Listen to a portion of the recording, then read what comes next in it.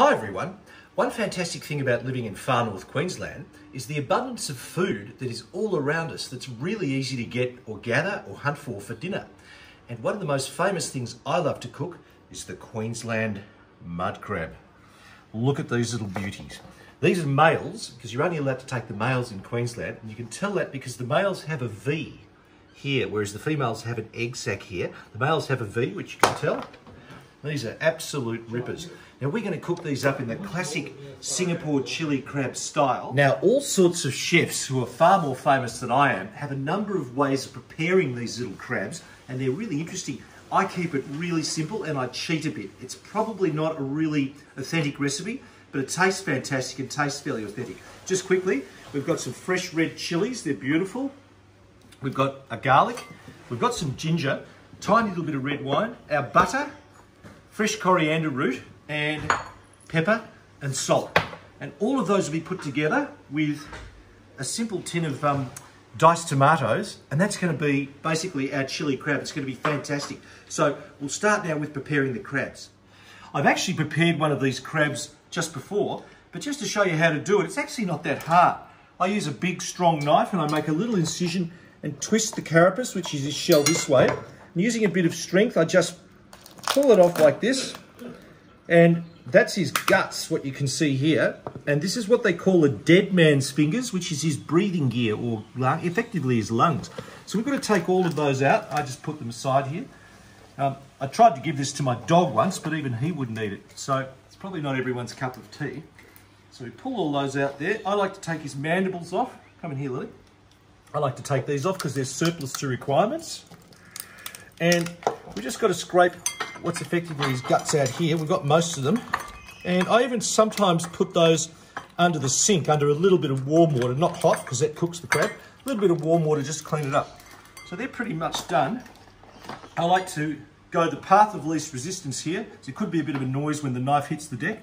Down the middle, there he goes. And quarter him too. This is a nice crab. It's close to a kilo, this crab. This in a restaurant would cost you about $130. So here we've got about $210 worth of crabs. It's cost us virtually nothing, which is the beauty of hunter-gathering. So here we have our crab that we're going to cook. I actually leave the little flippers on because there's even tiny bits of meat through here that you can chew on. But this is a really good, going to be a terrific meal. And now we'll prepare our sauce. Now the crab's prepared, it's time to do our sauce. And it's really easy. A little bit of virgin olive oil in here, in our pan. As you can see, I've very finely chopped up the chilies here. Some fantastic ginger and also our garlic. And that's really just going to go all of it in here. Okay. Along with a little bit of, believe it or not, tomato sauce. Just a good 2 tablespoons is what they recommend. I'm going to put a bit of this really good peri-peri sauce, which is sort of cheating, but it's fantastic. Not too much, just enough to give it a bit of chili flavour. And what I'll do is actually pop this in a little moment, so I won't just chop that yet, but I'm really looking just for the root, just here. So a little bit of salt and pepper. Actually a lot of pepper, because it's fabulous. A little bit of salt. We can get that working there. And a nice dollop of butter, which will get this sauce really rolling. There we go. Along with the olive oil. So I'm going to put all of that on the stove and we'll get that rolling. Pop around here in just a second, we'll see how she's going. One really important thing I must mention is to make sure you get all these flavours right into the crab. I always like to just crack these up a little bit, which is the essential bit. So you crack them here, and so you can see the meat coming through here. That means all the flavours that you're going to cook up in the pan are going to infuse into the actual bits that you want to eat. So you don't have to use the crackers so much if you want to get the crab going. It's a great way to make sure all the flavours go through. Just give it a good crack, break them up. That's looking terrific. Okay, back in a sec. As you can see, come and have a look over here. These colours are all starting to get together and all those flavours are coming together in that pan. We're going to get that going, just move it all around with that garlic, and we're literally going to hand plate our crab in here.